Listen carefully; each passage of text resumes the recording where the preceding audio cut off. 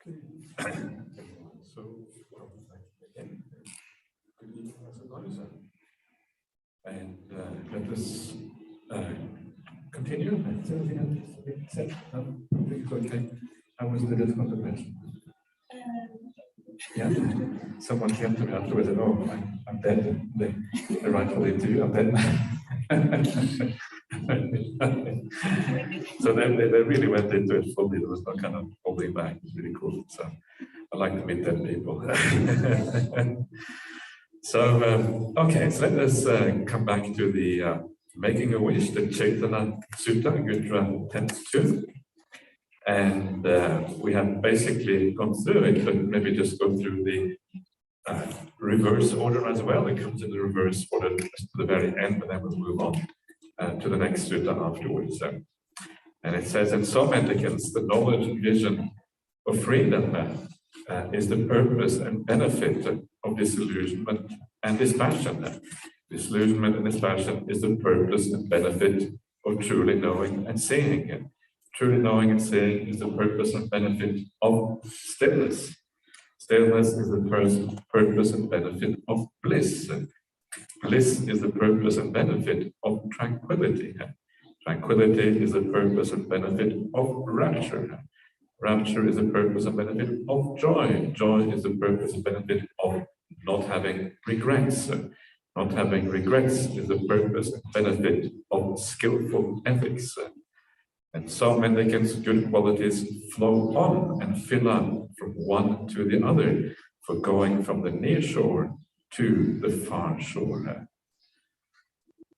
So everything has a purpose, everything has a benefit, and the final thing is always knowledge and vision. And as it says in the Maha Sarvapama Sutta, the symphony of the heartwood, Ajahn Brahmali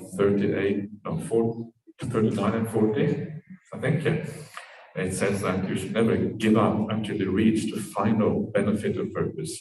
Everything else is just preliminary, taking you towards the final goal, which is knowledge and vision of freedom. So anyway, so that's just recapping that sequence. So I'm not going to spend any more time on that. And now I want to go over to the 7 factors of awakening. We have now a general idea of dependent liberation, of how things kind of gradually evolve, and how liberation comes out, and how you put in the basic factors at the beginning, and the rest kind of evolves as a consequence of those early factors. So now I'm going to look at this from a few different angles. And what is kind of interesting about this is that so many, as I mentioned before, so many of the Buddha's suttas are variations on the same theme, and the same kind of idea from slightly different angles.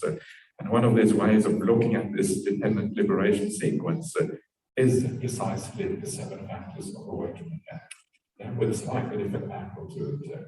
It kind of adds to the understanding of how this process actually works. So let's have a look at this first sutta here. This is from the Samyutta Nikaya 46.1. So the connected discourses, and this is the connected discourses on the awakening factors, and 46th chapter, and the first sutta called the Himalaya Sutta. Kind of interesting. Even in those days, it was called the Himalaya. Yeah, 2,500 years ago, it was called the Himalaya. It's still called the Himalaya. So, you know what it means, Himalaya? Any Pali scholars here know what it means? Hima is snow. Resting place. That's what it means, exactly. Yeah, that's exactly what it means. Yeah, the resting place of the snow, that's what it means. Ala is like resting or holding on. Snow is Hima, so it's Himalaya, the resting place of the snow. So let's see what the Buddha has to say about the 7 factors of awakening. This is at Savatthi. Mendicants, dragons grow and wax strong, supported by the Himalayas, the king of mountains. When they are strong, they dive into the pools. When they dive into then they dive into the lakes, the streams, the rivers, and finally the ocean. There they acquire a great and abundant body. In the same way, mendicant develops and cultivates the 7 awakening factors, depending on and grounded on ethics, acquiring great and abundant good qualities. So here the mendicant, the monastic is compared to a naga. It's kind of cool, isn't it? This word naga is a very interesting word in the sutta. The naga does mean something like dragon. Dragon is a good translation because they emit smoke. They are kind of supernatural. They're not kind of ordinary beings you see around. So they have very many of the same qualities that you find for the word dragon in English. Same kind of ideas, really. And it seems like it's interesting. Almost all human societies seem to have this idea of dragon. You find that in European mythology. You find it in China. You find it in India. It seems to be everywhere. And I don't know. I was fascinated when you find something kind of universally around the world. You wonder whether people are kind of seeing something which actually is there. They're kind of seeing an underlying existence. Occasionally, we get a glimpse into a deeper aspect of reality. And you see nagas, devas, ghosts, all these kind of things. And so when you get a glimpse of these things, you should feel so happy, because it actually opens up the eye to a greater reality. It's kind of amazing to be able to see things that are really extraordinary like this. Anyway, so you have these nagas, and later on because these are magnificent beings, according to the ancient mythology, that any being which kind of is magnificent and special becomes a naga.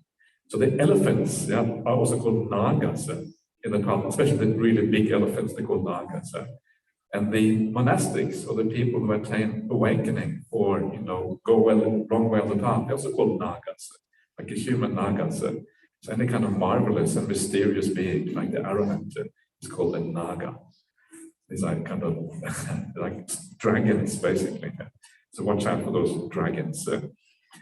You never know, there might be a dragon. Maybe there's a dragon here in our midst. So uncertain. Anyway, so the king of mountains, and then they kind of go to the ocean. You can see the idea again of kind of starting out in the Himalayan, a bit like the rain in the previous sutta, and then you kind of grow up there, and then eventually you move to the ocean, going downstream. In the same way, you develop these 7 factors of awakening. And again, the whole thing starts off by saying that you do this, again, depending on and grounded on ethics. Always coming back to ethics is kind of amazing when you see it. One of the strange things about the suttas is that we are very often used to looking at the suttas in a certain way. We have a teacher who teaches us in a certain way, and what we see in the suttas has a tendency to be biased by those things that we hear from that teacher. It's like when we come to the suttas, we already have a pre-existing views, and we see the suttas in light of what we have been taught. It's actually very hard to read the suttas. It's actually impossible to read the suttas entirely neutrally, but we should be aware of that bias. So when you read carefully, try to see everything that is there, and then read the next sutta carefully, and after a while you start to build up a picture. And once you start to read in this way, you start to see certain patterns in the suttas. And here this pattern of ethics, or morality, always being the foundation of everything. Being the foundation of and we saw before, the dependent liberation, common bliss, here being the foundation of the 7 factors of awakening. This is kind of elsewhere we saw it is the foundation of the 4 sutta-retreat practices. You start to see this recurring themes everywhere. It's very you start to understand how important it is. And especially in this case, because here we are dealing with meditation practice. So it is the whole foundation for meditation practice. So it is very useful. And another thing, some of these things you don't see it very often. One of the things that I kind of noticed recently was how common seclusion is in the suttas. How it is really found everywhere once you know how to look for it and where to see it. And once you start to know the various terminology that is used for seclusion, there are many different words in the Pali Suttas that are used for this. And then when you start to see it, and when you actually look for it, because it becomes clear, it sort of starts to stand out. Wow, seclusion. So important. Viveka, Patisalana, etc. These words that recur in so many places. So yeah, it's kind of difficult. It takes an open mind, not too much conditioning, not too dogmatic. Yeah, if you're too dogmatic, you won't be able to see what's in the suttas. You have to have this degree of openness with you when you come to them. Anyway, so that is the foundation, as we have seen all along. And based on this, then you develop the 7 factors of awakening. And how does a mendicant or a layperson develop the 7 awakening factors? Depending on and grounded on ethics, acquiring great and abundant good qualities. So how do you develop these things? Okay, let's just read through it and we'll come back, maybe a comment on it afterwards. It is when a mendicant develops the awakening factor of mindfulness, which relies on seclusion, fading away, cessation, and ripens as letting go. They develop the awakening factor of investigation of principles or phenomena, which relies on seclusion, fading away, and cessation, and ripens as letting go. They develop the awakening factor of energy, which relies on seclusion, fading away, and cessation, and ripens as letting go. They develop the awakening factor of rapture, which relies on seclusion, fading away, and cessation, and ripens as letting go. They develop the awakening factor of tranquility. They develop the awakening factor of samadhi, or stillness. They develop the awakening factor of equanimity, which relies on seclusion, fading away, and cessation, and ripens as letting go. That is how the mendicant develops and cultivates the 7 awakening factors, depending and grounded on ethics, acquiring great and abundant good qualities. So it starts off by the factor of mindfulness, right? This is the very beginning, the very first awakening factor is the awakening factor of mindfulness. So what exactly does that mean in this context? And if you remember back to the other suttas we looked at recently, that was the Avijja Sutta. We talked about what are the causes that lead to avijja being overcome, leads to vijja, leads to final knowledge. It said that the causes of final knowledge was 7 factors of awakening. The causes or the ahara, the nutriment for the 7 factors of awakening was the 4 mindfulness meditations. Right? So you can see the connection right there between the mindfulness meditation, sati-patthāna, and the 7 factors of awakening. So that must be what we're seeing here. Yeah. So when you talk about the mindfulness factor of awakening, really what it means is sati-patthāna practice. That is the entry point to the 7 factors of awakening. Yeah. And because we are dealing with sati-patthāna practice, we know that this is all in the realm of meditation. It's all about meditation that we're talking about here now. These things don't arise out of nothing. Well, sometimes they do, but usually you have some kind of thing that actually enables this process to happen. This here is meditation practice. And of course, again, the main way of thinking about meditation is mindfulness of breathing, which fulfills the sati-patthānas, which fulfills the 7 factors of awakening, according to the Anapanasati Sutta. That's what we're dealing with here. Is there any other way of practicing the awakening factor of mindfulness? Well, to know that, you have to really read all of these suttas, to see what actually is in there. And having done that, I can say that one other way of doing this, which is mentioned in there, is the idea of Dhamma nusati, the recollection of the Dhamma. What does it mean, Dhamma nusati? Well, it means just remembering the Dhamma. It can mean remembering a specific teachings. It can mean remembering the Dhamma in general, these teachings as a general set of teachings or as a set of practices. But very often it just means remembering a specific teaching. Just by remembering something that you feel is powerful and inspiring, maybe just a verse in the sutta somewhere, and you recite that to yourself, and you feel this kind of goosebumps when you recite it because it feels, wow, this is really good stuff. And that is one way of doing the Dhamma. Yeah, just remembering a sutta. Or what you can do is you can follow the advice given by the Buddha, and we shall have a look at that tomorrow when we come to the Mahanama Sutta. But the Buddha tells us exactly how to reflect on the Dhamma. This is the standard verses you find in the suttas everywhere. Svakato Bhagavata Namo Sanditiko Akaliko Ehivasiko Opanaiko Panchatan Veditavo Vimyu E. This is the standard verses for Dhamma, contemplation of Dhamma in the suttas. Yeah, so any of these ways, basically the idea is to give rise to the energy and joy. So from that idea of using the mindfulness factor of awakening in this way, you could also expand that almost to any kind of topic that you reflect on that gives rise to that joy and energy.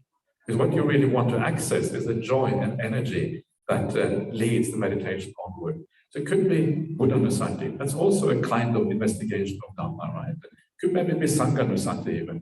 I would argue it could be any one of those anusatis that give that spark that drives the process of meditation. Sila-nusati, Chaga-nusati, Devata-nusati, Kalyanamitta-nusati. I don't think it's called anusati, but there is even just contemplating your spiritual friends. Yeah, is part of this as well. So that is how the awakening factor of mindfulness, yeah.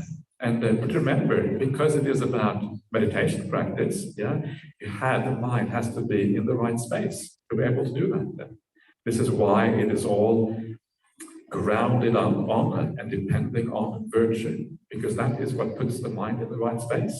Yeah, you come down, you sit down, you ask yourself, okay, am I ready to meditate? Is my mindfulness strong enough? Do I have the right attitude? Am I grumpy and upset? Or what is my attitude right now? Okay, okay, let me go have a cup of tea first. Not too grumpy right now. It's not going to work out. Sometimes it's like that. And it's okay then to have a cup of tea, you know. It's just that you are in a pretty good mood. You're ready to sit down to do your meditation practice. Mindfulness is reasonably strong. And then this is what happens. I always like to point out that the Buddha's idea of meditation is a very elevated idea of meditation. Yeah, it is not. It is actually quite rare to find people who are able to meditate as the Buddha suggests, because having the degree of mindfulness, where you have clarity of mind and you're able to follow the breath, is not all that common. Yeah, most people have too many thoughts, too much attachments in the world, many things going on. But then again, there are also people who can't do these things. There are people who have renounced enough, who are able to do this. And if you're not able, well, all you have to do, go back to the foundations. And eventually that ability will arise as a consequence. But then we have this very interesting little phrase here, which you probably noticed, which we saw before as well, the idea that this awakening factor relies on seclusion, fading away, cessation, and ripens as letting go. What does that mean? It is not obvious what that means. Well, the first one, seclusion, is kind of obvious. Yeah, you need to really be able to do meditation in this way. It depends on seclusion. We shall see later on when we come to the Anapanasati Sutta, which I hope to do because it's a beautiful sutta. I really want to go through that one. We're actually getting quite close, so it shouldn't be a problem. Usually this tends to work out quite nicely. But there too, it says you go to a secluded place. That's how it begins. Yeah, go to a secluded place. It has this beautiful sequence, a certain place in the sutta. You go to an empty hut, sunyagara. You go to the foot of a tree. Yeah, it's kind of the standard places you go. But in one place it says you go to a heap of straw, and that's kind of my favorite one. And then you go to a heap of straw and you kind of read it. So people were pretty comfortable, right? You just have to be careful you don't fall asleep, just like people sometimes do these days. Same kind of problem, too comfortable now. So seclusion is everywhere. And whenever you see the gradual training, there's always comes a point, where you actually go into seclusion. That's always just before you abandon the 5 hindrances. Abandoning the 5 hindrances is equivalent to doing meditation practice. So seclusion is so important. What does seclusion actually mean? Are we secluded when we are here? Is this considered seclusion? A little bit of seclusion, right? It's better than staying at home, because at home everything everything reminds you of your ordinary life. Yeah, your family members, your house, all your belongings, all your whatever it is that you do at home, your nice bed, your entertainment, whatever it is. Here, this is already kind of halfway house. Those ordinary things are no longer around you. Most of the people around you are strangers. You don't know each other. You don't have that connection with the people around you. And for that reason, this is already quite good. It's kind of a halfway house of seclusion. It's not the full seclusion, but it's kind of moving in the right direction. But really, what the seclusion means in the suttas, the full seclusion, is really the things like staying in the kuti, in the forest, sunyagara, an empty hut. Yeah, this is what seclusion really means, at the foot of a tree in the jungle. And so it really means kind of withdrawing from society in a more kind of full and complete way. Because when you do that, when you withdraw from society, it obviously has many advantages, not having people around. Yeah, you kind of lose a bit of that connection. You mentally feel that you are more away. You feel kind of a difference in mental attitude when you stay by yourself for a long time. Either that mental attitude is you go crazy, that's one possibility. That's a bad mental attitude. But then when you want to avoid it, well, it's a good one. You actually start to feel more at ease, quite through solitude. So that is one thing. And the second thing, of course, is that when you stay away from the sensory world, then the mind starts to actually become less interested. It gradually kind of dries out from that sensory world. Gradually, you let go of those things.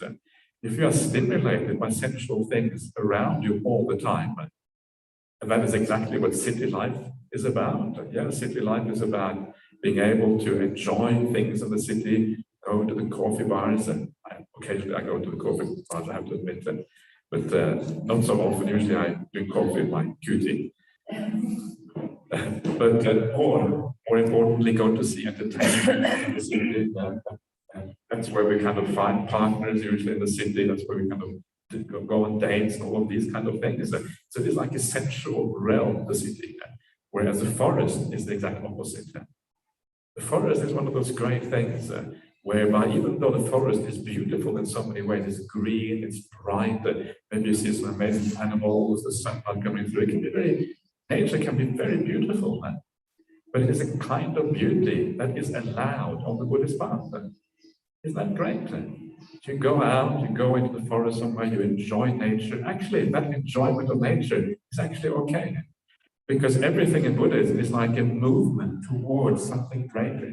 And to abandon the bad kind of attachments in the world, that lesser attachment or the lesser enjoyment of nature is actually a step in the right direction. Because nature tends to be peaceful.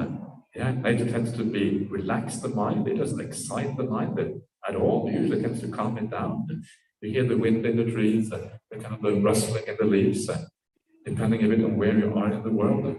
The rainforest can be very noisy, but like forests in other parts of the world can be very quiet. In Norway, in wintertime, when the snow is really deep, it's super duper quiet. There's not a sound anywhere. No one is out. It's just too cold to be out. And the birds don't sing, and nothing is really happening at all. That can be kind of magical when everything is covered in snow. It can be really magical. I mean, I'm sure you have that here in Belgium sometimes as well, even though we probably have more of it in Norway. But you've got to enjoy it quickly because climate change will change all that. So we're going to have tropics in here in Chilori Monastery probably. Yeah. I really hope not, but it's kind of a scary thought, isn't it? So seclusion takes the mind out of society. Seclusion allows you to find peace or calm, less distractions, all of these kind of things. That has obvious benefits. It starts off with the seclusion of the body, kaya viveka. Then you get the chitta viveka, the seclusion of the mind, which is the seclusion from the 5 hindrances, one leading to the other, both of them being important. So seclusion is really, says the Buddha, essential in the end for developing the path. Not straight away, but when you start to, you get close to deep meditation, seclusion is very, very important and significant. And this is one of the reasons why the monastic life can be very useful. It's usually easier to find seclusion in the monastic life than it is in lay life. I think of the way we live in our monastery in Australia. We have a kind of a central area where we serve the food and people come to the monastery to get food there. But it's a large property and everyone has their own kuti on that property away. Basically, when I'm in my kuti, I can see some kutis far away, but I can't really, I feel completely secluded from the rest of the monastery. They're built in such a way that you're supposed to not really see anyone else. Yeah, that's kind of very powerful. After a while, it has an impact on your mind when you live like that. And it's easier to get access to that as a monastic than as a lay person. So this is one of the reasons why monasticism is so powerful. And monasticism is a kind of one of these magical things. Monasticism is like you sit in a kuti and you meditate. Yeah, sometimes it feels like you don't do very much at all. Actually, you don't do very much at all. You sit there quietly, because sometimes you do too much because you do all kinds of things. Other times you don't do anything at all. And then at a certain time, you go up to get your meal, and the food is just there waiting for you. It's kind of really amazing. It's a bit like here, yeah? Like, if you didn't know that Danny was cooking the food just appears every day. And I thought it was like magic. It's not like magic. So it's wonderful when it happens. As a monastic, of course, people come in large numbers to the monastery every day to offer food to you. Then you have the food, and then after they have finished offering the food, they do the washing up, and then they give a donation as well, and then they leave the monastery. Isn't that kind of extraordinary? I find it so, just sitting, just thinking about that in the kuti makes you feel, it makes you feel very privileged to have that opportunity. It also gives you a sense of being, you have a certain responsibility, so you see you're not entirely irresponsible at all. So it also gives you a sense of being, having to be responsible, that you have to kind of live up to what is required. And it is this beautiful Buddhist tradition whereby we support each other, and the lay people support you. It's really touching when people actually come and support you in this way in the monastery. It's a very powerful feeling about that. It's like, wow, this is kind of amazing. People doing this. And it kind of, you cannot really avoid feeling a sense of gratitude and a sense of happiness when these things happen, because it's such a beautiful kind of coming together. And and everyone, of course, benefits from this. This is what is so beautiful about it. It's not like, one person is a slave and the other is the master. There's like a mutual support in this, which is very beautiful and very fascinating. And everyone grows together if things are done in the right way, of course. So this is kind of this idea of seclusion. This is what allows seclusion. This is what allows monasticism to function, because of the way the Buddha laid these things down 2,500 years ago. Still working in the present day. It's kind of astonishing. So that is seclusion, and then it relies also on the idea of fading away. That is viraga in Pali. Why does it rely on fading away then? What does this actually mean then? And what you will notice is that as you develop your meditation, things fade away. That is literally what happens in meditation. When you become peaceful, the reason why you are peaceful is because things have faded away. The deeper your peace is, the more things have faded away. So your peace, your progress in meditation depends on things fading away, things gradually disappearing. Your body fading away, your senses fading away, your hindrances fading away, the world basically fading away, gradually. Eventually maybe the breath fading away. The more things fade away, the more simple everything is, the more powerful your meditation is going to be. So that means that you can kind of see your progress. Are you supported by fading away or not? And if that support isn't strong enough, then you have to strengthen the idea of fading away. You have to strengthen the idea of giving up those things that block you from accessing the deeper meditation. And it is why we do the contemplations like we did on the Paṭicca-samuppāda, right? Paṭicca-samuppāda, understanding the similes about the world, and allows you to kind of encourage that fading away to happen. Why? Because you understand that these things are not really worthy of holding on to. So you allow things to fade away. You notice that your meditation only goes so far. It doesn't fade away beyond a certain point. Why not? Because maybe you haven't contemplated the world, reflected on the world in quite the right way yet. And as you do that, as you reflect more, you contemplate more, you allow that fading away to happen more deeply in your meditation. Next time you think, wow, now it's going much deeper. That is very encouraging when that happens. And then it doesn't go so deep and you get a bit discouraged again. It's like the yo-yo meditation. Yeah, but it's not, yo-yo is okay, up and down, but the yo-yo, it should have a trend, it should have upward trend, so it should yo-yo, trend-wise yo-yoing, right? That's kind of the idea. And as long as there is a trend going the right way, you're in business. You're in the real business, it's the business of meditation. And then ultimately, that fading away leads to cessation. It relies on cessation. And the idea is, again, of all of these things ceasing ultimately. The perception of the body ceasing. The senses ceasing. The thinking mind, one of the most important things, it ceases early on. It fades away, gradually becoming more peaceful. 5 hindrances ceasing. The whole process relies on this fading away, fading away, fading away, until it ceases completely. That is where things become very powerful.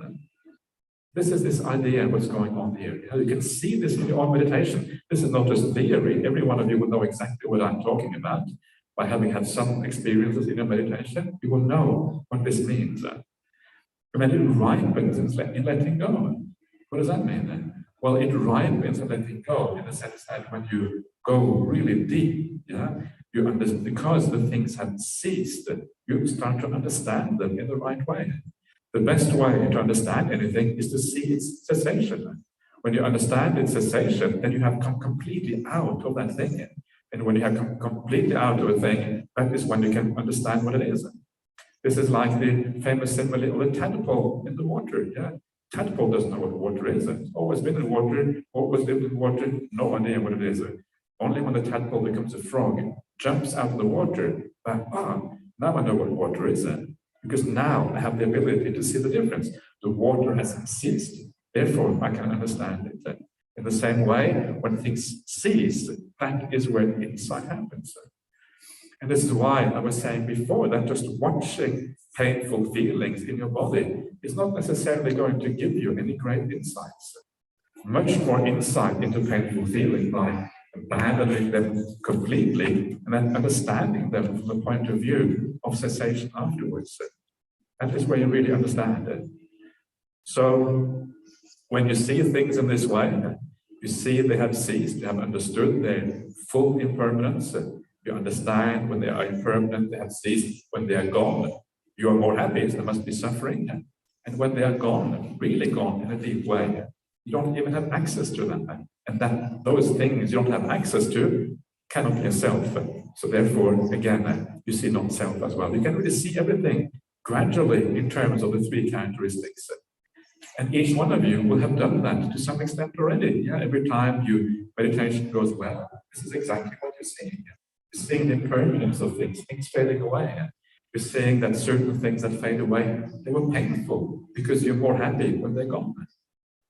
This is insight. You may not even know that you have that insight, but you've got it, whether you want to or not. So if you don't want insight, too late, you have it already.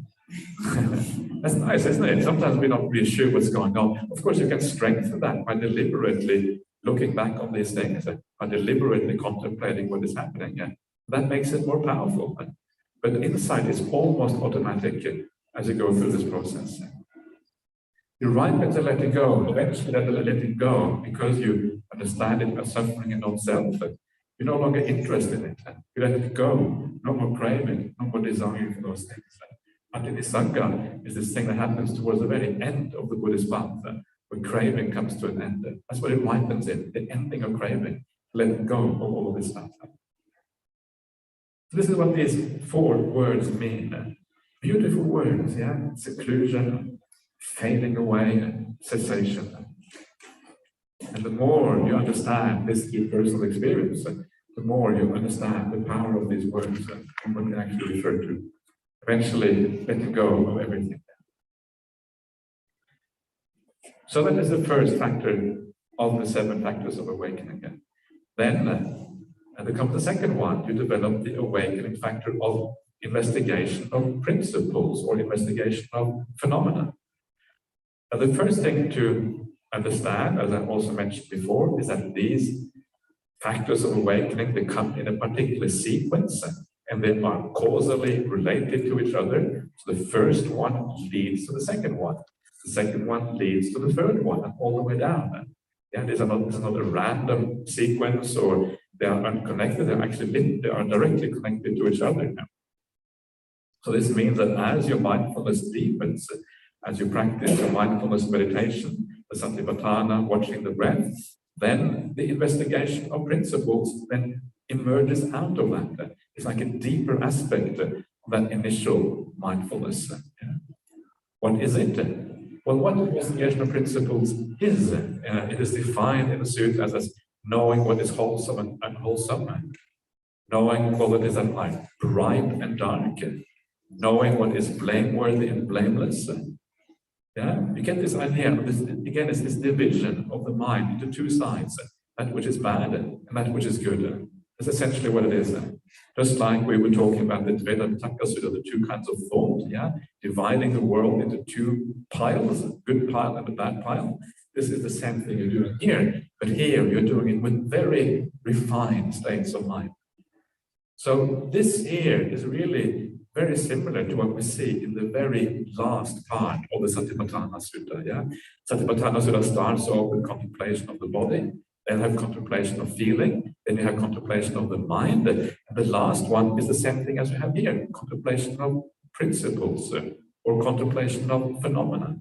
So this here can be taken to be roughly equivalent to the last or the fourth Satipatthanas. So you can, this kind of goes along very well, especially the Satipatthana of abandoning the hindrances, which is exactly what this is about, giving up the bad qualities, moving on to the good ones. This is what we are, this is what this is about. So you have mindfulness. To deepen that mindfulness, you need to abandon all the bad qualities. The less bad qualities you have in mind, the more the energy and the rapture is going to rise as a consequence.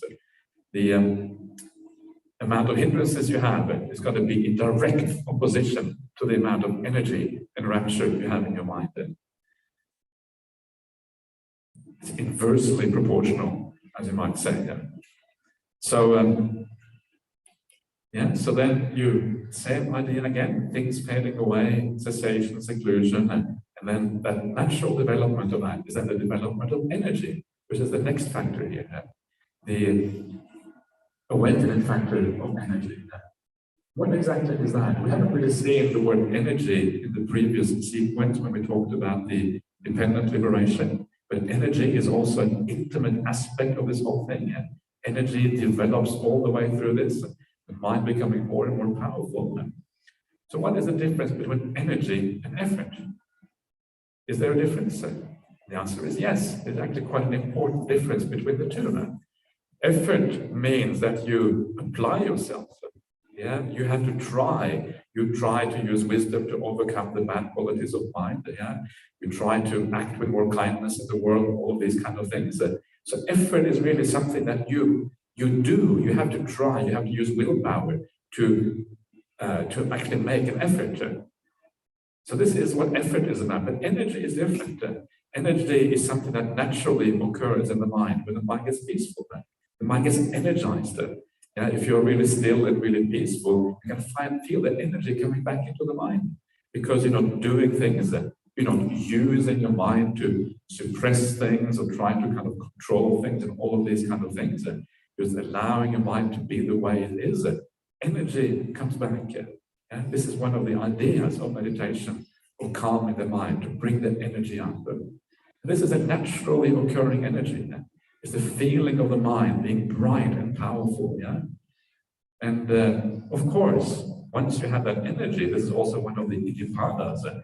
It means that the mind sustains itself. You don't have to put forward an effort anymore, because you don't have to put forward an effort. You can just sit back and you can allow the process to happen. The energy is self-sustaining. It draws, the mind kind of draws on this bottomless well of energy. At least as long as the meditation lasts. Of course, once you come out of meditation, the world will ensure that energy is depleted very quickly, but as long as you kind of keep your mind in a good state, that energy will be there. Energy of the mind becomes more and more powerful. And this too depends on these factors. Yeah, more energy if you are secluded, more energy the more things fade away, more energy the more things cease. Energy goes up and up and up. It becomes more and more powerful. Yeah. There are some suttas in the Indriya Samyutta. These are the connected discourses on the 5 faculties, the 5 spiritual faculties. And in there, it says that all the 5 faculties, they increase and become more powerful depending on how deep your insight and wisdom is. The more deeper you are, the more powerful these faculties are going to be. So you're going to have a very strong energy. If you are a stream entry, you're going to have a powerful energy. But if you're an arahant, you're going to be the most energetic of all that. That's why you can look at people and see how much energy they have, and you can have some idea of when of how far they have gone on the path. That people who have got a long way on the path have enormous amounts of energy.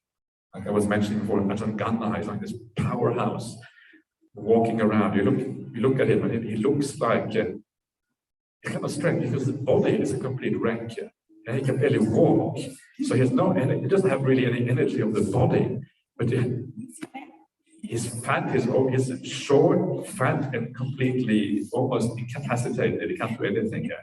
But he has this incredible smile and his beaming eyes. You get this feeling that there's a nuclear reactor behind that body, which is completely defunct, basically. And so it's kind of really, it's an interesting combination. Yeah, he has really destroyed his body. Not sure what he has done, but he has treated his body very well, obviously. And but you can still feel the very powerful energy behind that. And it's kind of always there, yeah? Except maybe towards the end of the day, I say, okay, I feel a little bit tired now. So it goes off, comes back, bang, yeah, energy is back again now. So this is one of the factors of people who have come a very long way on this path. They have strong 5 faculties, 5 spiritual faculties. And together with that energy comes the joy. Yeah? These are things that revolve around each other. When you have energy, you have rapture and joy. When you have rapture and joy, you have mindfulness. These things are inseparable, basically. Yeah? If you can have mindfulness without energy and joy, but it's a weaker kind of mindfulness. But when you have energy and joy, guaranteed you're going to have a fairly strong mindfulness. Why? Well, because the present moment is just happy. Why on earth would you not be mindful? Why on earth would you think about the past and the future when the present has got it all then? No need to go anywhere else. So with that energy comes the rapture and the joy that we talked about before. It becomes more and more powerful as the meditation becomes deeper. It has kind of a number of varieties to it, as I mentioned before. And you can read about this elsewhere, the various varieties of piti. Piti is the Pali word for rapture here. And again, this whole thing develops with the fading away, cessation of things. Happiness becomes greater and greater depending on how much has ceased and faded away. Then that rapture, keep on watching the breath. Yeah, remember, we're all dealing with breath meditation here, right? And you're kind of entering, going deeper and deeper into this breath meditation. The rapture arises. It's kind of powerful, but it's maybe a little bit too exciting. So you want the excitement to die down a little bit, to become incredibly peaceful instead. Much better to have peace than excitement. The happiness that comes with the peace is actually more powerful, more sublime, more refined than the coarser happiness that you find in piti. So as the body fades away even more, the senses fade more, maybe the nimittas are coming out, the powerful, bright lights that you can see in your mind.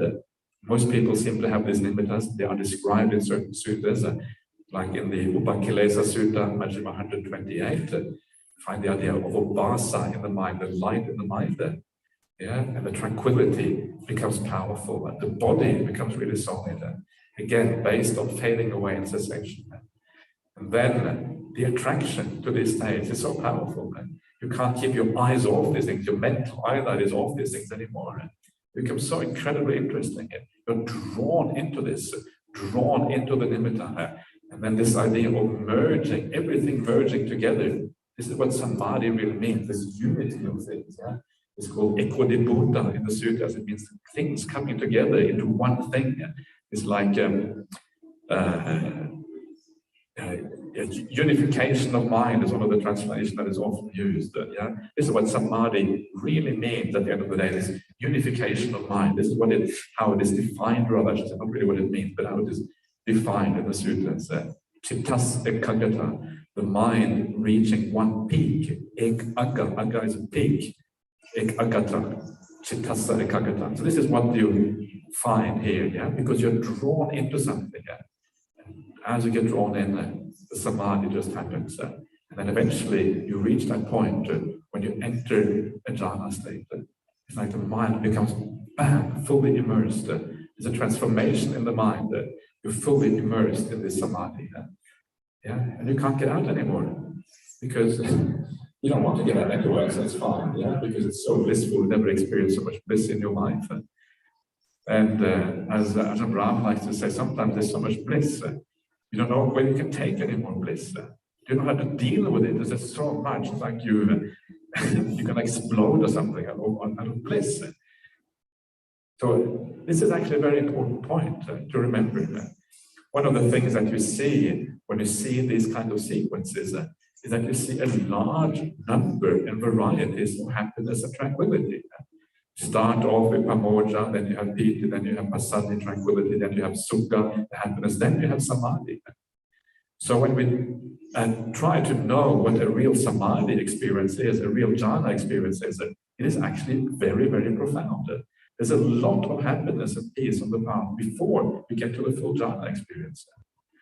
Sometimes I hear people saying, you know, the way to find out whether you have a jhana is to count the jhana factors. Yeah, okay, got a bit of piti, got some sukha, yeah, got those two, got a bit of thinking, so got paṭicca-vichara going on, and the kaggata, yeah, it's pretty focused, must be kaggata, yeah, this must be the first jhana. But there's not really a way to figure out whether you're on the first jhana or not, because yes, those factors are there, but these factors occur in a large variety of degrees. The first jhana experience, let alone the second jhana experience, are very profound experiences of the 5 jhana factors. You can't just count them like that. There's a particular degree of these things that you have to reach.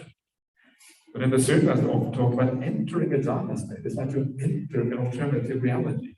Remember what you're doing for the first time in your life. You're letting go entirely of the 5 senses. So because you're moving from one particular reality of 5 senses to an entirely new reality where those don't exist, you can expect there to be a change, a flip in the mind at that point. That is what it means to enter a different reality, right? So the mind actually suddenly gets immersed. It leaves something else behind for the first time. And that is what the jhana state is. It is a kind of entering of a different world. So we need to be very careful with how we interpret these things in the sutras. Because if we get the interpretation wrong, we will never get to the goal, yeah? Because we will think the goal is something else than what it actually is. So this matters, and also it is really exciting. Yeah, if you know already, maybe you have some joy and happiness in your meditation, already you have some nice peace. Maybe, at least some of you, maybe not everyone, and it's okay if you haven't got it, whatever. But then you can imagine that this goes on and on and on to deeper and deeper levels. Isn't that kind of exciting? Yeah? You're on this journey of an endless process, not endless, but very deep process of more and more happiness, more and more tranquility, more and more of these wonderful qualities. It's just really extraordinary. Yeah? And it's kind of the greatest adventure in the world. It's not by kind of climbing the Mount Everest or K2 or going into the jungle somewhere, going to the bottom of the ocean or going to Mars or going to the end of the galaxy or whatever. That is not an adventure at all. This is a real adventure. If you want adventure, this is where you should go. People don't get it. Yeah. That's why I'm saying, why isn't everyone a Buddhist? Everyone wants a bit of adventure. Yeah? This is where the action is. Anyway, that's what I'm just trying to sell this thing, right? So I've said something about marketing. Marketing is so important. This is the sales pitch. But it's true, right? This is the remarkable thing. There's a lot of truth to this. And I remember one of the things that was so striking for me when I decided to become a disciple of Ajahn Brahmali and travel to Australia was precisely his ability to frame these things in such a way that, wow, this sounds real. This is the real thing. Yeah. This is what kind of made such an impact on me when I heard his teachings. So the marketing really worked on me. So I'm hoping it will work on other people as well. So you get the tranquility, and you're drawn into the immersion, the samadhi, right? Again, this is where failing and cessation becomes incredibly powerful. Because when you enter the samadhi, the whole sensory world is gone.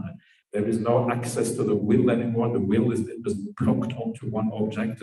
You cannot really move it. You cannot make choices anymore. So much of your existence has ceased, and all that is really left is bliss. All that is left is bliss. Yeah, that's kind of extraordinary. Yeah? And then that bliss can get more and more refined. But that means that everything apart from that bliss you have left behind. It means that you have already understood the vast amount of existence as kind of worthless. Not really worthless, but pointless, as dukkha. Yeah, I suppose worthless in a way. Yeah, it's not important to you anymore. You have seen everything else apart from that bliss as being uninteresting, as being best to let go of. So there's only a tiny little bit of existence left. And that tiny bit that is still interesting is that bliss in the samadhi experience. So you can see how at this point, actually, you have a large amount of insight. You're already seeing the vast majority of the world as uninteresting, as impermanent for sure, because when it all go. As dukkha, absolutely, because now you experience bliss when it's all gone. And of course, as non-self, because you can't access it anymore in that jhana state. So you're really seeing the five khandhas, a lot of the five khandhas, only a little bit left.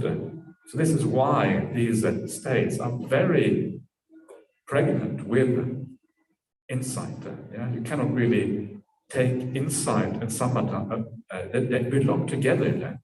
Seeing things clearly, having calm, always two aspects of the same thing. Yeah. So that is the awakening factor of immersion. Yeah, you develop that one, and then as that one becomes deeper and deeper, eventually you come to the awakening factor of equanimity, the paṭicca-samuppāda. Yeah, and this is then the most deepest of all of these sampurjangas. The paṭicca-samuppāda is the awakening factor that you get when you come to the fourth jhana state, yeah, or even beyond, but certainly the fourth jhana state, when all the bliss is gone, all the suffering and all the negativity is gone, all there is this neutral equanimity.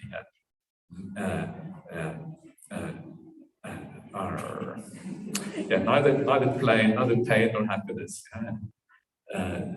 Whatever. So that's all that remains there. Just equanimity. This is the highest kind of pleasure you have ever experienced in your life. This is the place where insight really can happen the most powerfully. And the reason for that is because you have given all pleasure and pain behind you. All that is left in your experience is equanimity. And if equanimity is so cool, that means that any pleasure and happiness of the world becomes irrelevant. It's that kind of, it's really strange, isn't it? How all pleasure and pain can become irrelevant, and how equanimity can be a higher experience and the highest pleasure you can possibly have. This is really what you're seeing here. This becomes the perfect platform for which then to see the world fully and become fully enlightened. And that's why they're called enlightenment factors or awakening factors. Why? Because they lead to awakening. Not because they partake of awakening, which is sometimes thought to be the meaning. No, it's because they lead to awakening. That's quite different understanding. So, all of that leads to fading away, cessation, and when you come to the last one, the equanimity, then the letting go becomes really big time. Big time paṭicca-samuppāda, you let go of the whole world, and that is where awakening happens. And then the Buddha summarizes that is how a mendicant develops, cultivates the 7 factors of awakening, depending and grounded on ethics, acquiring great and abundant good qualities. I always like the understatement there, the great and abundant good qualities. It's like you have never ever experienced so much bliss in your entire life. You've never been so peaceful ever before. And it's called abundant good qualities. It's the Buddha would have been a good English poet, because he kind of has this understated tone and never kind of exaggerates anything. Yeah, oh yeah, that's fairly good, fair to middling, or whatever it is that they might say in the UK. And so he would have probably fitted into that thing. And this is actually another important principle for understanding the suttas. And when the Buddha says, oh yeah, they experience happiness, what does the Buddha mean by that? It means like the third jhana, right? That's usually what it means. It's kind of really, really elevated. So everything is understated in that way. And that's kind of one of the nice things about the sutta as well. Anyway, so there you are. That is the 7 factors of awakening. Tomorrow morning we're going to continue with those 7 factors of awakening. We're going to have a look at the nutriment and things that support these things. So we're going to look at the 5 hindrances as well, because these things are related to each other. Yeah, so just to let you know. So, but before we do that, let's have a short break and come back to the Q&A. So maybe let's come back at 7:10 or thereabouts.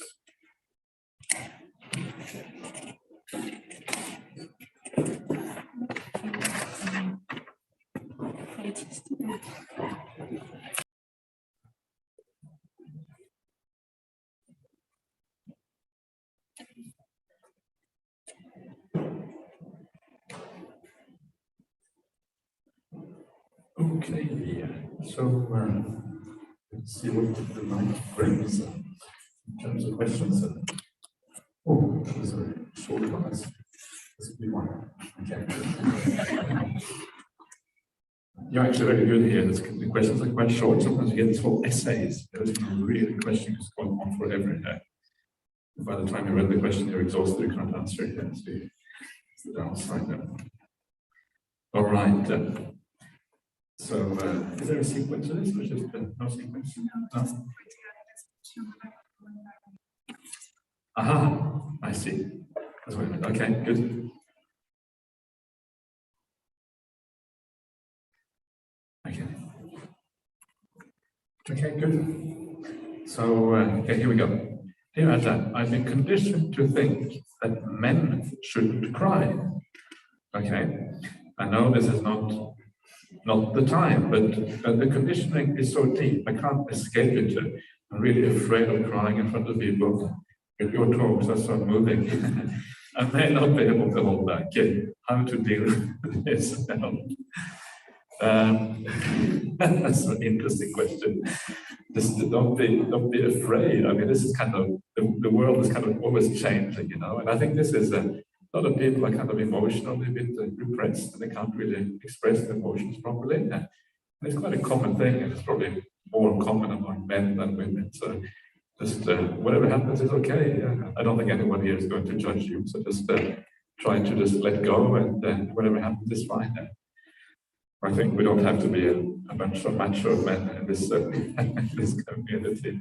It's really painful to try to live up to certain stereotypes. Always have to try to fit into the, the group and how things, how we've been brought up and all this kind of thing. It's just so painful that we can never really be who we actually are, just relaxed, allow things to be.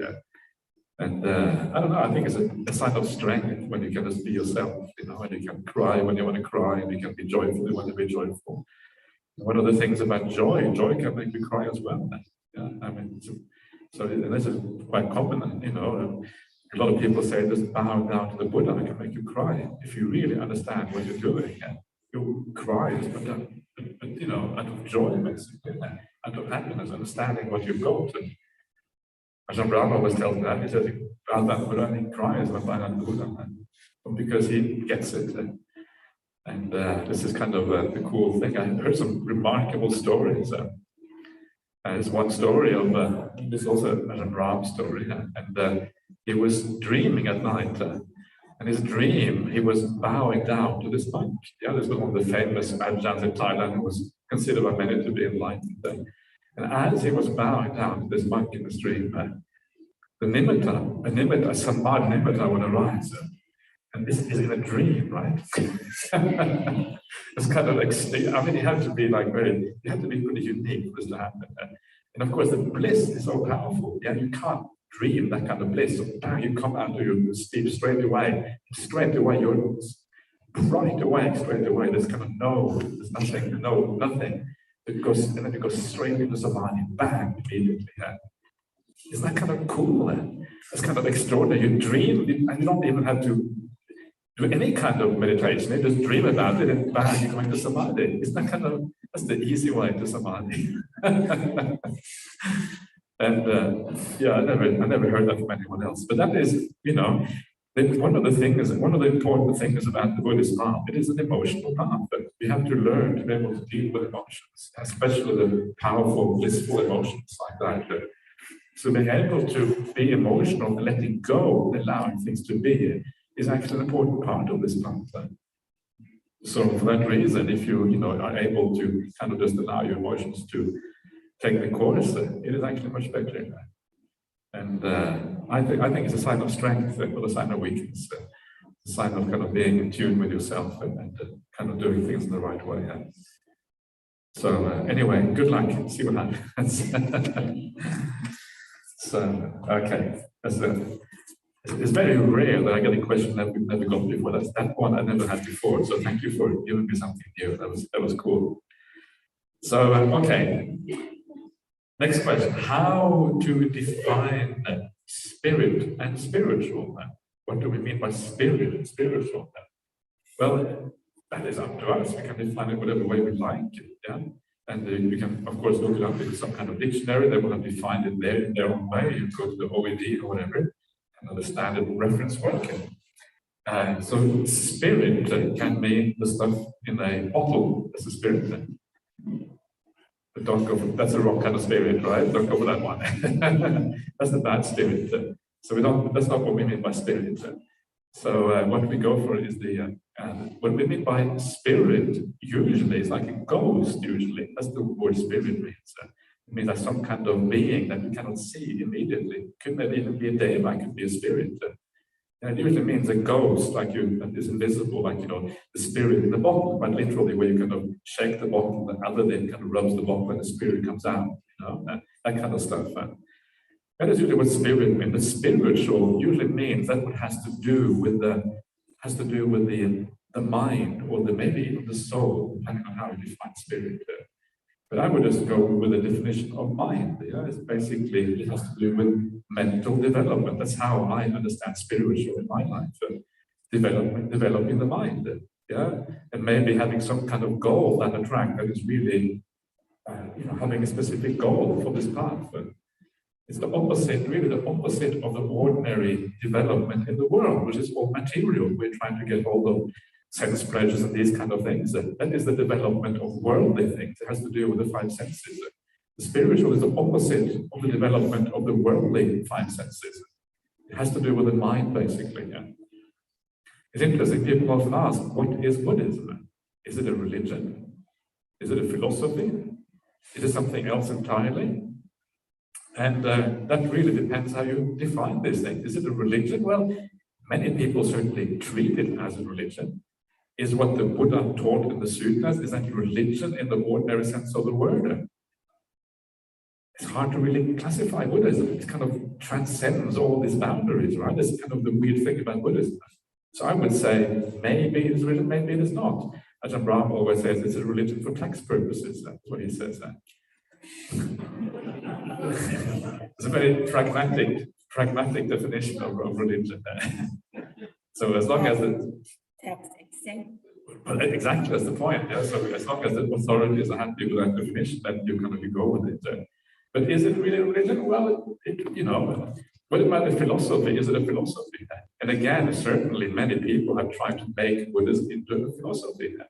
Abhidhamma really is a philosophy. It's trying to classify things, trying to make everything kind of worked out in a neat system. And that's really philosophy. But is the Buddhism a philosophy? There are certain philosophical aspects, perhaps, to Buddhism, but the overall teaching is not really a philosophy. It's not trying to make sense of the world in a kind of way that philosophers really do. It's not about plugging all the holes, understanding everything about the world. It's a very specific kind of understanding. So I would say my best definition of Buddhism is it's a kind of psychology. That's what I reckon it is, because it's all about the mind, how to develop the mind. But it's a kind of happy or positive psychology, where we bring the mind forward in a certain way. And it is a kind of psychology with a goal to it. Psychology normally doesn't have a goal. This psychology has a very specific goal, where you actually transform that mind completely. So when I think of spiritual, that's what I mean by spiritual. I mean the psychology of developing the mind towards the goal of Nibbana, something like that. And I think really, I prefer not to use the word religion because it has so much baggage. It means so many things to so many people, which does not mean in Buddhism at all, right? So why should we use a word that actually leads you slightly astray? It is not about dogma, really, Buddhism. At least ideally. Sometimes, unfortunately, it descends into dogma, but it shouldn't really be about that. It is not really about rituals. It's not about having faith without reason. All of these things that normally are associated with religion don't really apply in Buddhism. So that's why I don't like the word, even though it may be correct in certain contexts.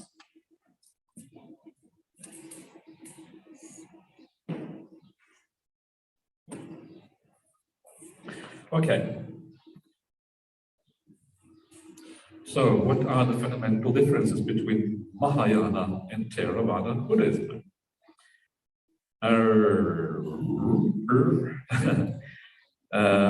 I don't usually like to focus so much on the difference between Mahayana and Theravada. What I like to focus on much more is the difference between early Buddhism and later Buddhism. That to me is much more interesting. Because Mahayana and Theravada, both of them have many good teachings, both of them have many bad teachings. Theravada does not mean the things that I have been reading here necessarily. Theravada is about much more than that. Theravada is all about the commentaries, it's about the Visuddhimagga, it's about the Abhidhamma, it's about all kind of things that were actually the Jataka tales, about all kind of things that were done a long time, even after the Buddha, some of it centuries after the Buddha. That's really what Theravada is. If I read the suttas and I say this is what it means, and then the Theravada might say, no, that's not what it means because the commentary says this. So it is kind of bound to certain interpretations found in the commentary, bound to interpreting the suttas in line with the Abhidhamma. In many places, you will read the Abhidhamma first, then the Visuddhimagga, then the commentaries, and then if you're lucky, you get the suttas. That is like reading things in the reverse order.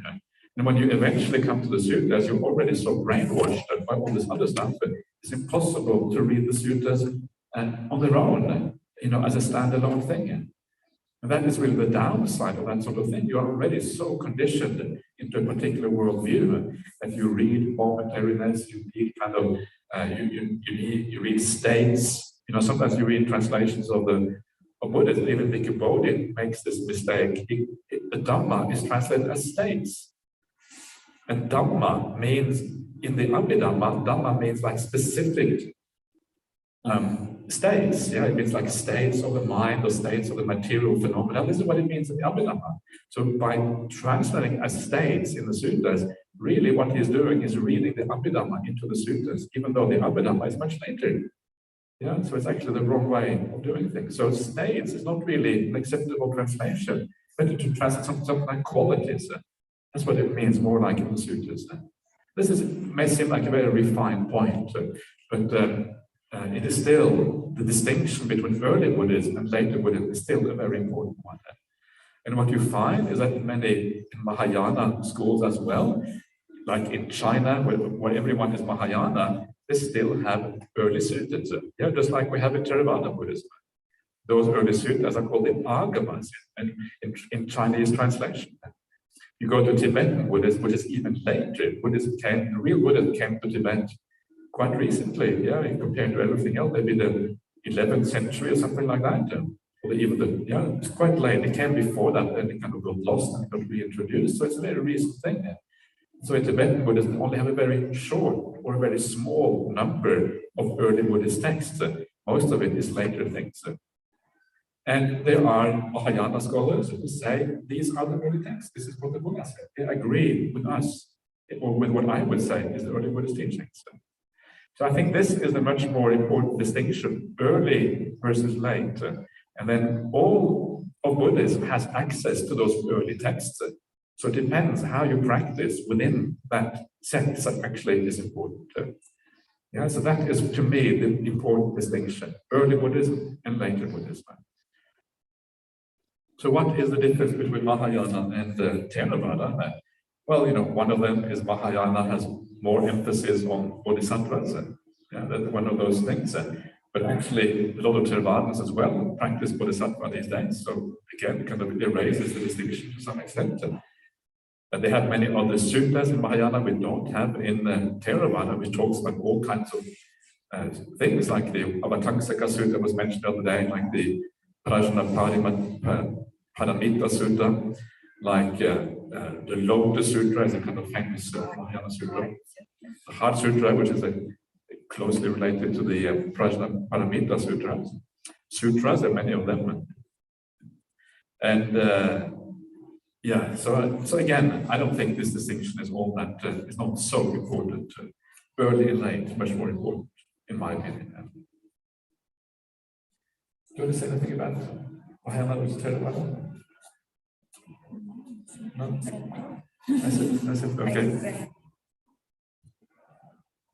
I stay at the Chinese temple when they have like chanting. I think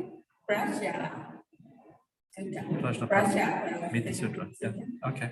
In that sutra, it said that, well, in summary, like nothing to be attained, nothing to be, like like in Theravada, we are, had to get to be enlightened, those kind of things, right? But in this sutra, it said nothing to be attained, nothing to do. You agree? So when I chanted it's completely different, from Theravada. Yes, yeah, there are some differences in teachings. I'm not really all that interested, to be honest. I kind of put that to one side, but anyway. Okay, let's go on to the next one then. What about doing daily life in the meditating state? Yes, that is exactly the thing, right? This is exactly what we try to avoid. So doing daily life in the meditating state, I guess you mean that you are thinking about the daily life, yeah, as you are meditating. And this is exactly what we are trying to avoid. Yeah, this is one of the kind of critical things to not to do. And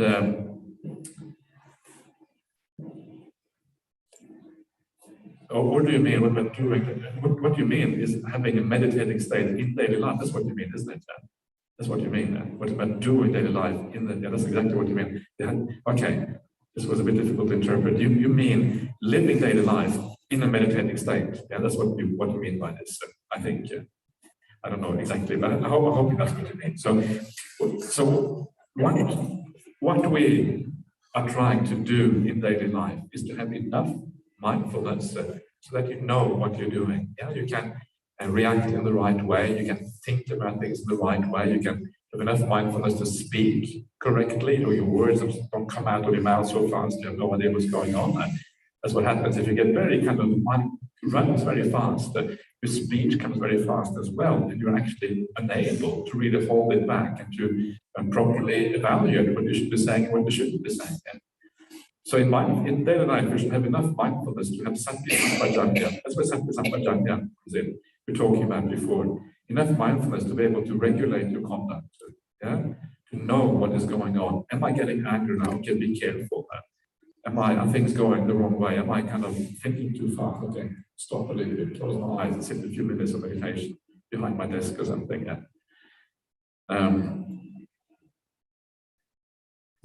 Okay, anyway. So this is what it means. This is what it kind of means to practice the spiritual life, the daily life.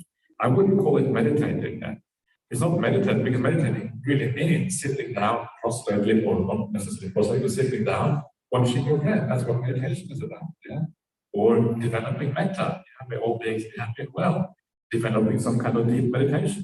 That's really what meditation is about. So if we call the daily things we do, if we call that meditation, I think we're cheapening the word a little bit.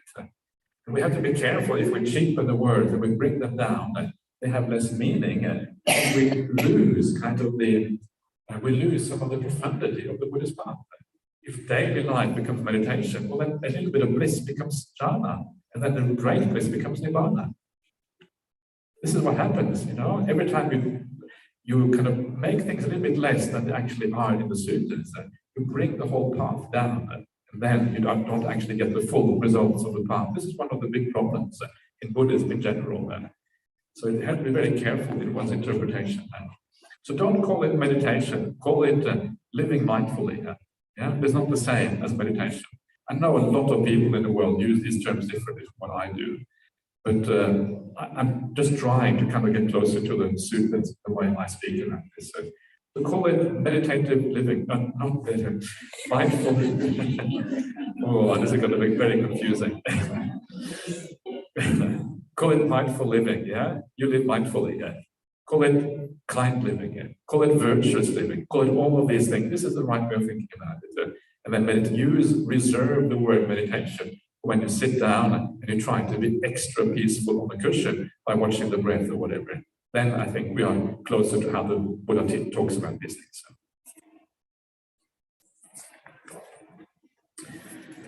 Dear Ajahn, could you talk a bit about euthanasia, please? Thank you.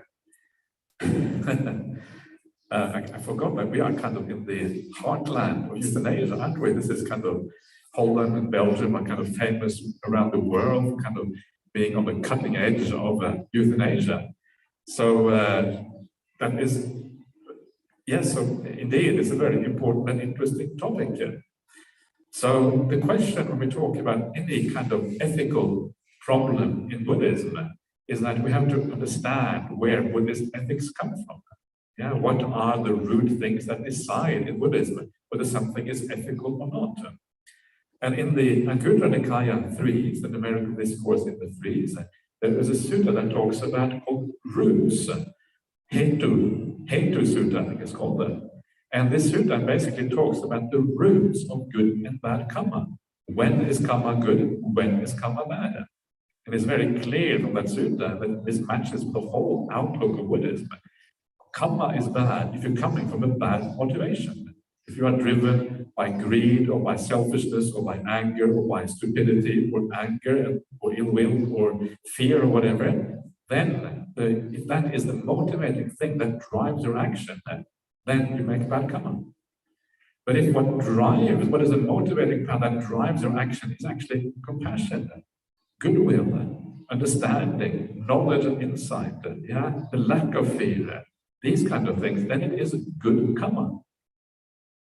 So what you need to ask yourself is euthanasia. Well, if euthanasia is to be done in a particular instance, where are you coming from? And if you're coming from the right place, then it cannot be bad karma.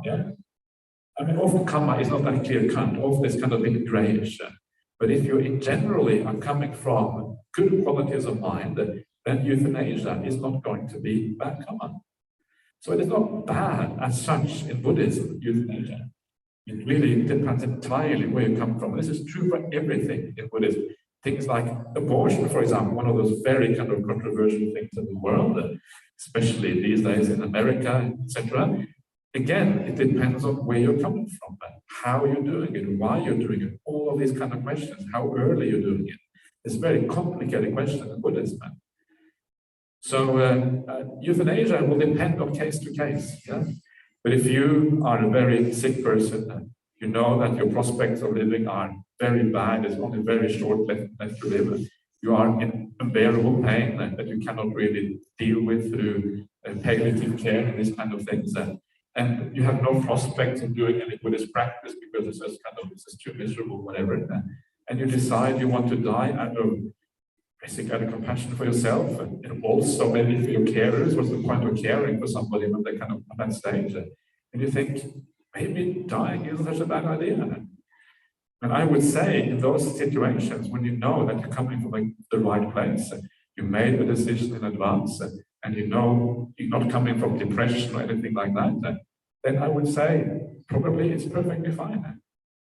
I cannot say in specific instances it is fine. If I did, I would commit a paṭicca offense if I did. But I can say as a general principle of karma, that karma is not bad if you're coming from a good source. Yeah? So for me, I personally, if a country wants to legalize euthanasia, as long as there are lots of safety things in place and you have the right structure to things, I cannot see a problem with it. I cannot really see an issue. I had a very interesting thing. It was a disciple of a monastery, a very, very nice man, and he had some kind of terrible neurological degenerative disease, Louis Gehrig disease, something like that.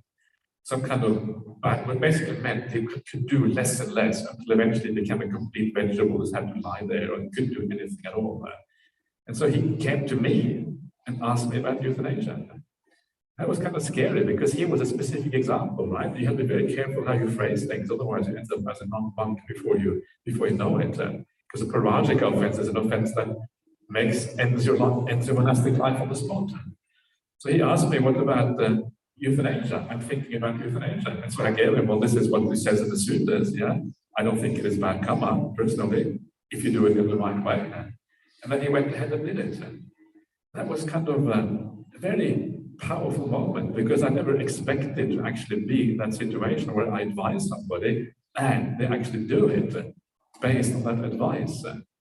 And that really got me to think about our responsibility as a monk. You have to be very careful how you phrase these things. You can't really play around, right? And kind of be careless and kind of joke about these things. And then someone makes a decision on your joke, which turns out to be completely wrong and bad. That's kind of a scary prospect. So to me, that was a real eye-opener when actually it happened. It makes you a bit more careful with what you say. But as a basic principle, euthanasia is neither good nor bad in itself. It depends on why you're doing it. And that's why I think legalizing it, to my mind, is not really a problem as far as legalities are concerned. Okay. So let us come to the next one, dear Ajahn. The last two parts of the N15 seem to suggest that it is possible to become awakened without first-hand experience of some of the deeper states of meditation. Is this so? And if yes, how does this work? Thank you. Yes, that is quite correct. The path of it is sufficient, according to the suttas, to attain the first jhana state and then become awakened on that basis. For a lot of people, it will not be enough, yeah, because you need something more profound, really. Second jhana, third jhana, maybe the fourth jhana. But the four jhanas, they conclude the Noble Eightfold Path. You don't have to go beyond the four jhanas. You don't have to go to the immaterial realm or to the cessation of perception and feeling. Yeah? They're not required for awakening. In fact, they're not even included in the path. Yeah? The path ends with the fourth jhana. So it might even be better not to do those, because maybe they take too much time or, but you have sufficient foundation from the fourth jhana already. And the reason for that is because you don't have to actually see everything ceasing. Yeah? What you have to do is you have to have enough data to see that almost everything is already gone. So you know that is kind of not interesting. Yeah? And then you have to understand that experience you have in the fourth jhana or third jhana or second jhana, whatever it is, you have to understand that experience itself is impermanent and unreliable. So you have the most beautiful experience in the world. Everything else is already put behind you. You know that cannot possibly be held on to because it's already disappeared. Then what you have left is only this beautiful experience of the jhana. And you know that this experience too arises and passes away, so you can't really hold on to it. You understand its impermanence through that way. You understand that it is created by an act of will. The act of the will is just a practicing of the path. inclining your mind in that direction. That's the act of will. You let go of it as you enter the jhana, but you must move in that direction to attain it. Then, of course, you realize that too is unreliable. That too is not really required. And so you understand these things based on the general principles of impermanence and suffering and non-self in this way, by understanding the impermanence of these states. That's how it is done according to the suttas. We find this in places like the middle-length saying number 64, the Mahamalokya Sutta, the greatest sutta to Mahamalokya Putta. We find it in, where is it again now? Somewhere.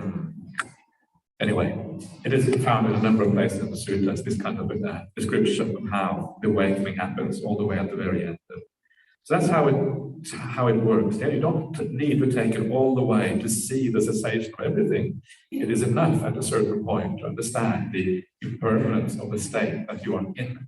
That will give you sufficient data, sufficient knowledge to make an end of everything else. But of course, the deeper the meditation is, the easier it is to make that final leap all the way here.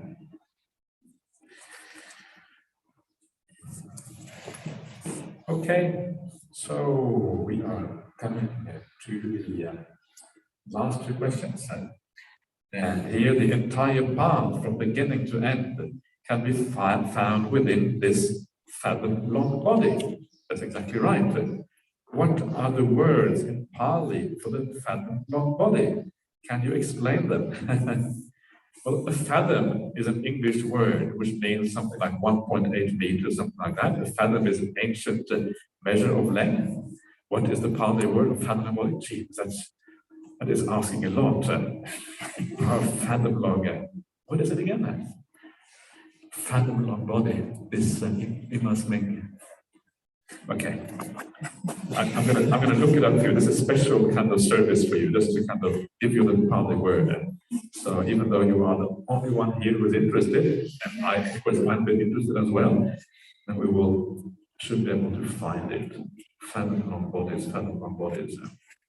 But it is a measure of length, so you can take it that when this is translated as fathom-long, it doesn't mean exactly that in the sutta. It means like body of a certain length, right? That's really what it means. What? What are you saying, Venerable?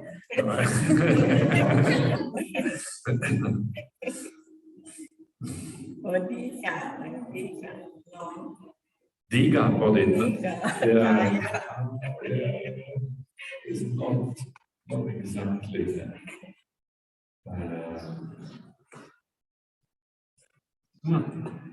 Here, Rohitasa Sutta. Okay. Okay. So here we have the sutta. Inmasming Biyama matte. I would never have remembered that. I thought I knew what it was, but I had no idea. Biyama matte. What on earth? Kalevare is the body. Kalevare. Biyama matte. Matte means measure. Biyama is here. Full fathom then, presumably. Biyama. All right. Okay. So that's what it is. It's just a measure of length. Yeah. In ancient India, it doesn't really say very much. Let me just look up in my dictionary to see what that means. So this is the kind of nice thing about having a computer. Everything is there on the tip of your hands. So you can be a bit like a Pali nerd.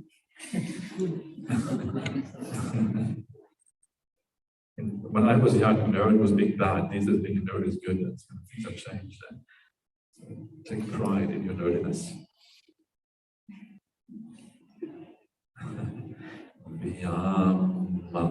Viyama matte. Viyama, see Viyama. No, but it's what the dictionary is always doing.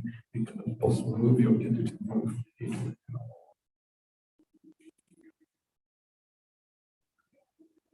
I don't know.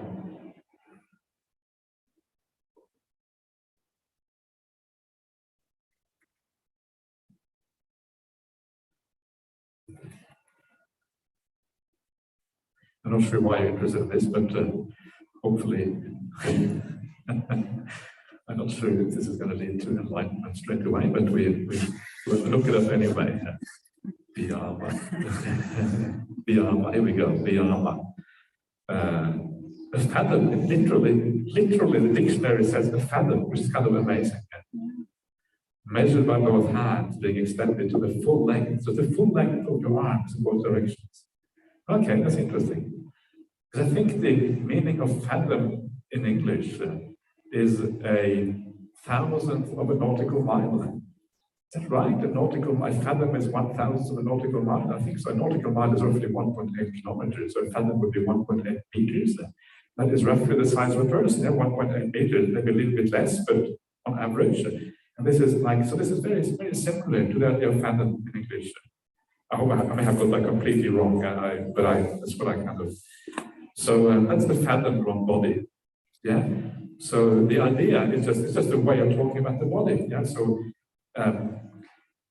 making sure that there is no misunderstanding against what he's talking about. The fathom wrong body obviously means the physical body. Yeah. That's kind of the point there. Biyama mate. Kaleva is like a carcass or something like that. Yeah, it's like a dead body. It's a little bit like sarira. It's like the fathom carcass. It's the carcass right here. Hello, carcass.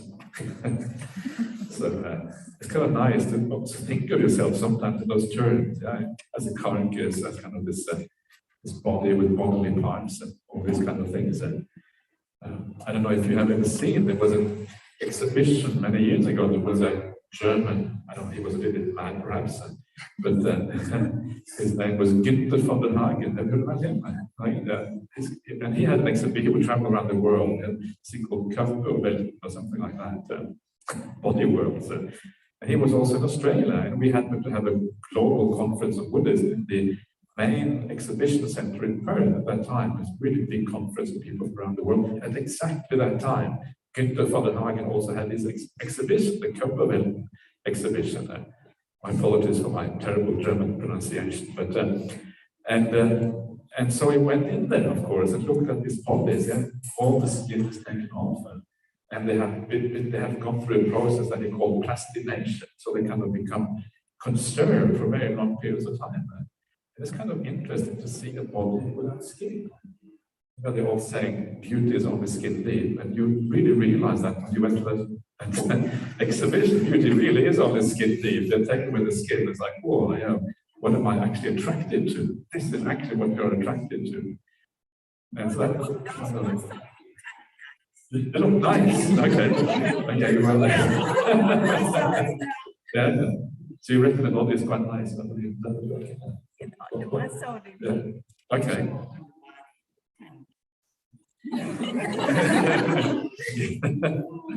Yeah, okay.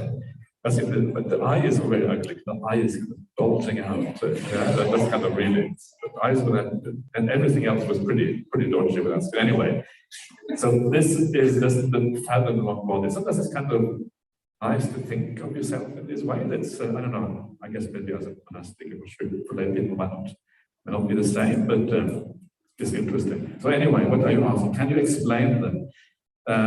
So I hope that is makes sense. Yeah, it just really is a reference to the physical body. That's really what it means.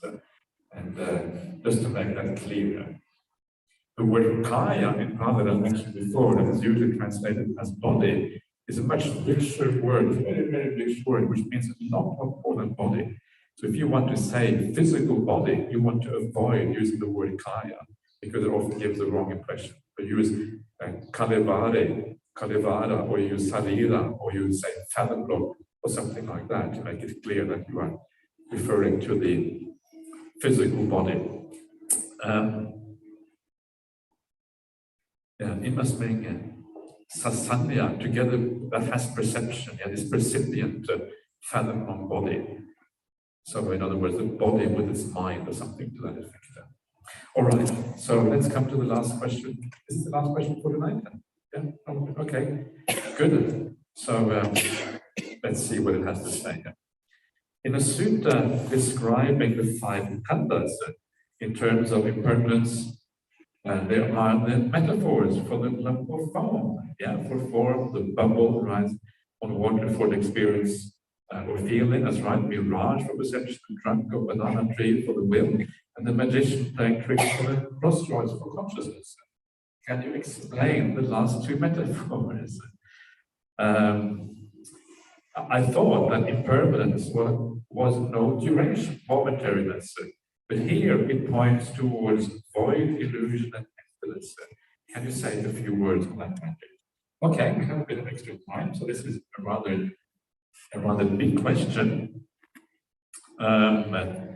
So the sutta describes the five khandhas in terms of impermanence. Now, is it in terms of impermanence? Is that actually correct? Let me just bring that sutta up because we have time for that as well, and I will bring it up in Pali to make sure that we get the best possible readings of this. That sutta is found in the Khandha Vagga. Which number is it? It's in the Khandha Sutta, isn't it? Number, search, okay. From into something, yeah. This is really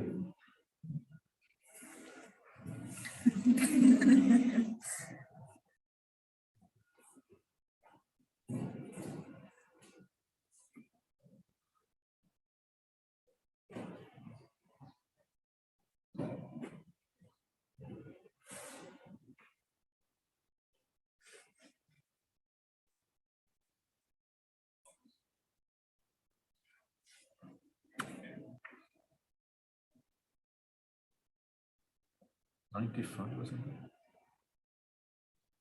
Ah, got it. Okay, it was 95. Wow, that's amazing. All right.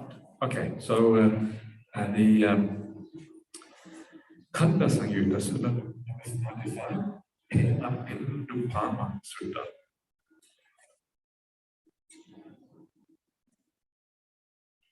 Yeah. So.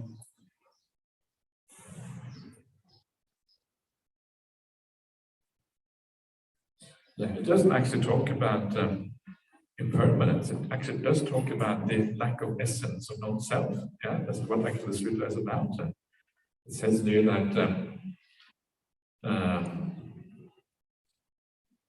yeah, you see that lump of fog coming down the river Ganges.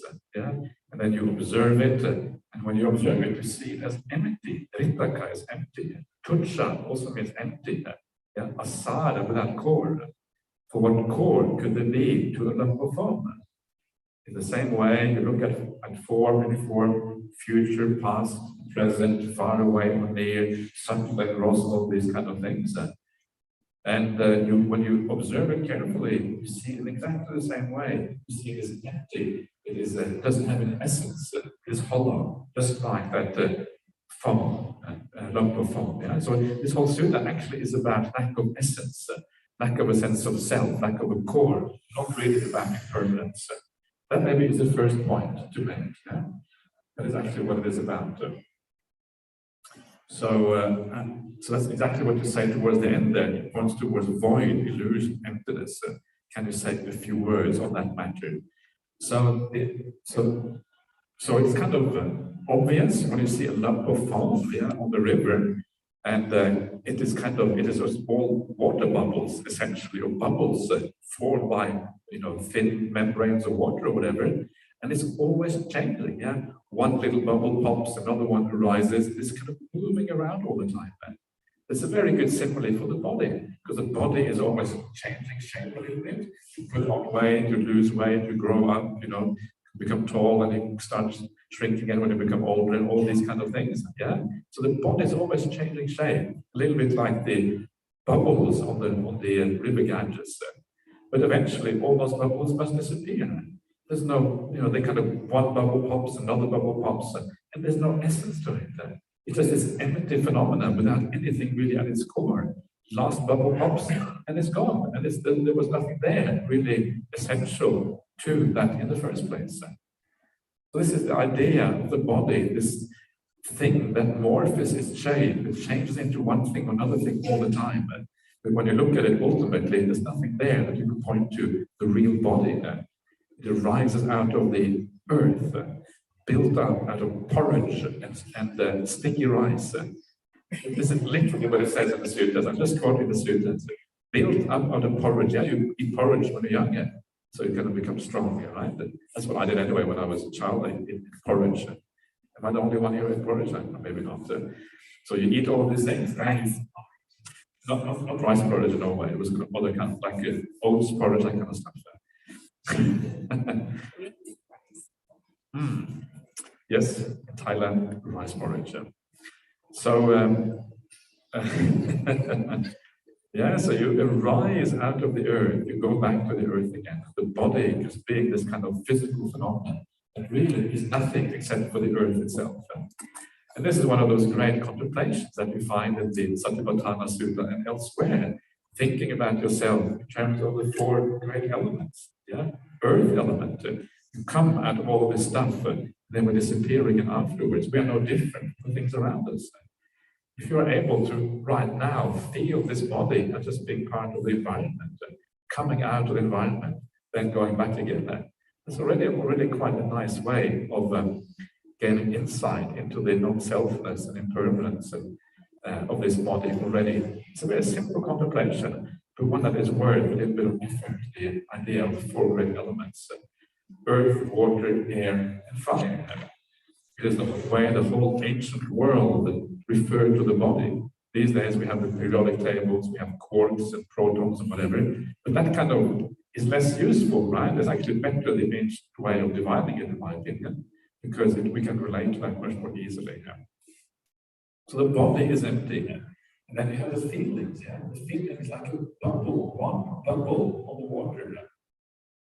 Bubble arises, passes away so quickly. Sometimes it might last a while. You have no idea when it's going to pop.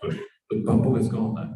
That's what feelings are like. Completely empty, completely void. Yes, they're also impermanent, but also there's no essence to them. They're hollow. There's nothing there. You have the idea of a mirage for perception. It's a beautiful idea of mirage.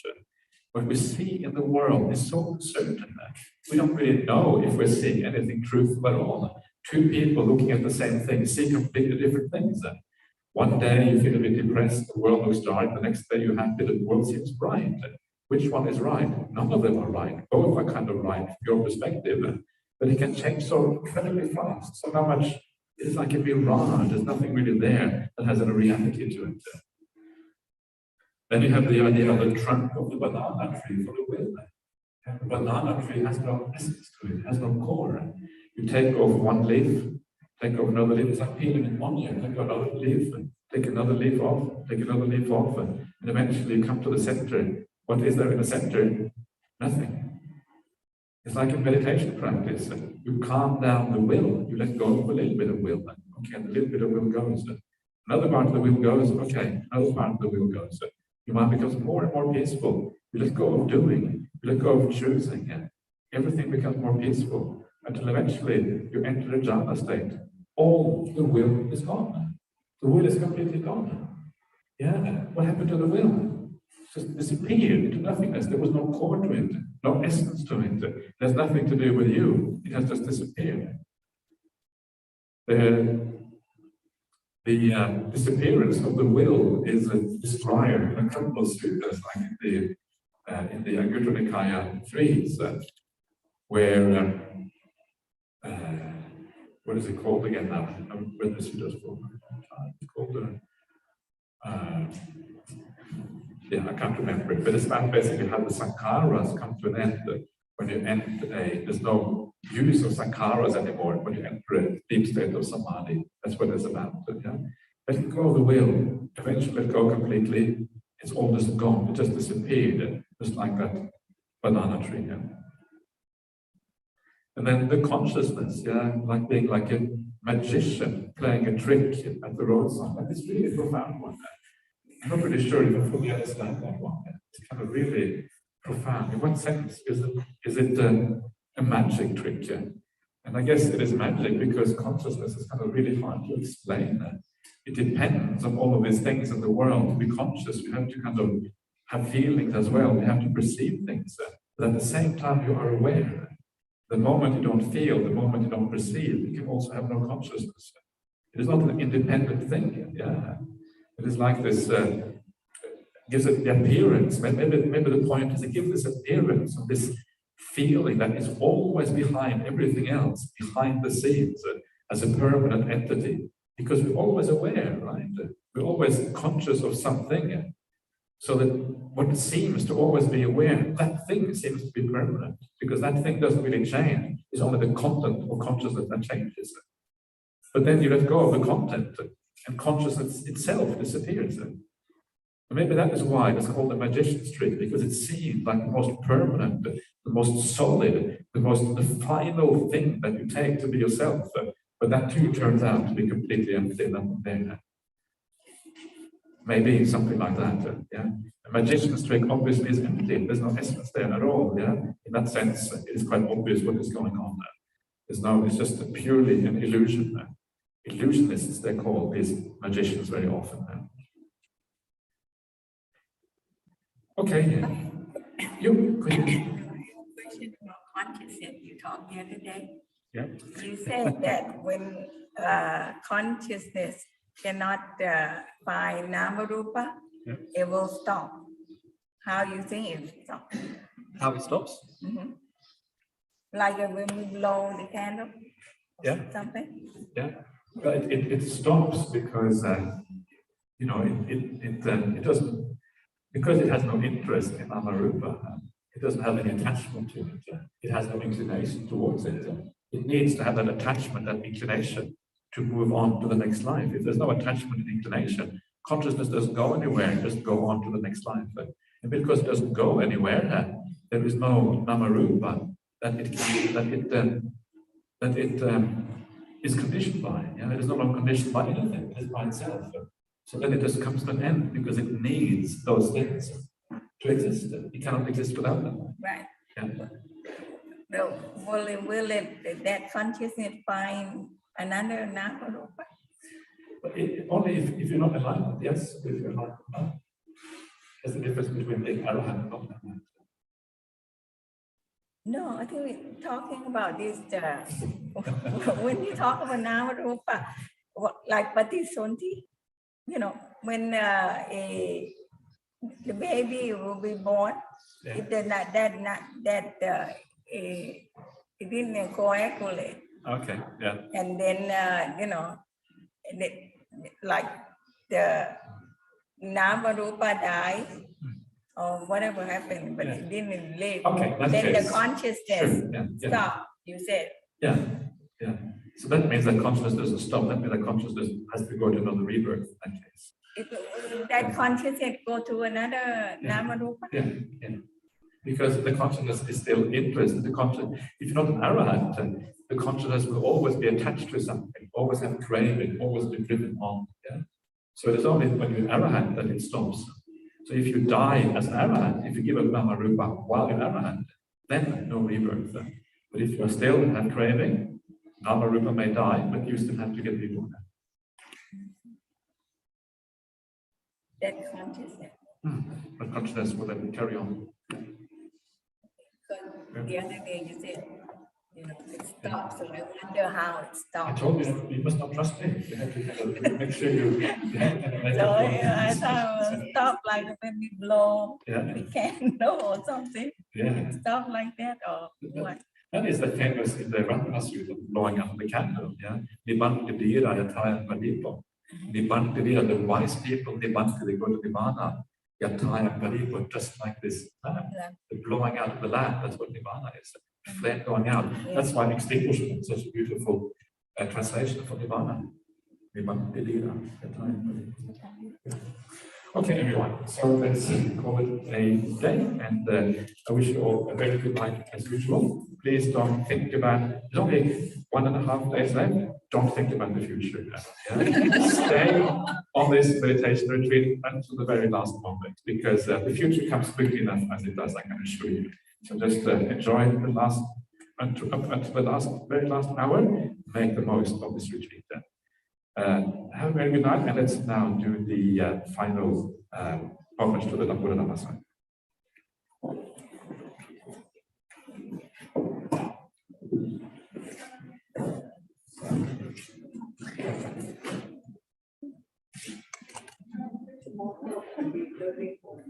Isn't it? Okay.